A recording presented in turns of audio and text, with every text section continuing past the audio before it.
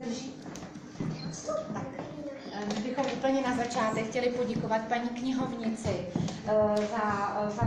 za všechno, protože byla úplně úžasná, úplně krásně to vymyslela a měla s námi tu trpělivost, že vždycky ve čtvrtek ty 2 hodiny to všechno s náma hezky udělala, strávila a pořád se milé usmívala a byla prostě fajn.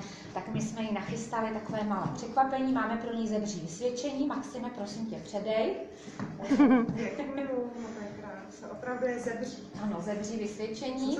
Tak, našli jsme zebří hrnek, abyste paní knihovnice si vždycky vzpomněla.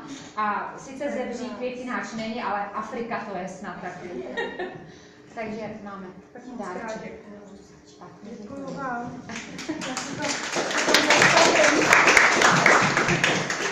Pokračuji ještě jenom tak.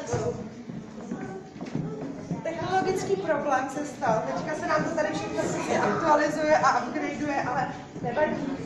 Já myslím, že můžeme... Myslela jsem si, že už je to za námi, celá aktualizace, ale teďka tady píšou, že ne, tak já nevím, co s tím budu dělat. Vydrž. Vydrž, jo? Tak, jo. Tak dobře, tak já takže Počkej. Oni řeknou básničku. Já ještě vás přivítám v naší knihovně. Moc krát vám děkuju, že jste přišli v tak hojném počtu, protože jste asi první rodiče prvňáčků, prostě rodiče z prvních tříd, kteří se dostavili v tak hojném počtu. Musím říct, že teda nevím, čím to je, jestli ty děti, my jsme jim to včera ještě připomínali, aby počet nezaměstnaných. Nebo tak.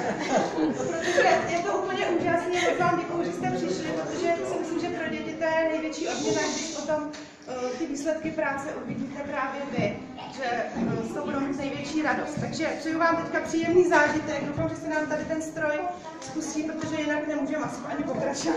Tak doufám, že to bude. Jinak to bude muset být hlavit. Budeme krásnou básničku, že jak jsme se řekli, já si stoupnu, aby tady na vás bylo všechny vidět. Jeden zebra.